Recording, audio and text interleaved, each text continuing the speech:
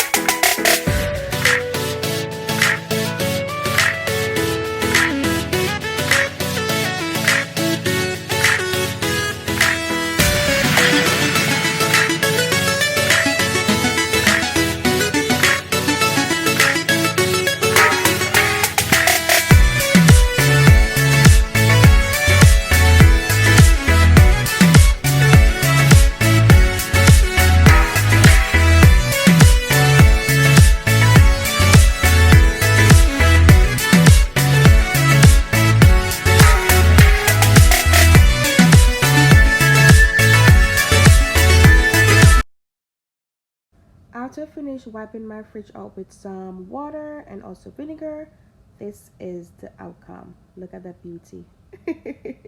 Stay tuned, guys.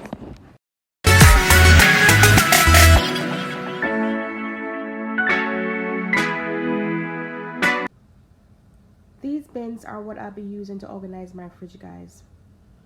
You can pick this up at your closest Marshall store because that's where I got mine from, for about $2.99 for each.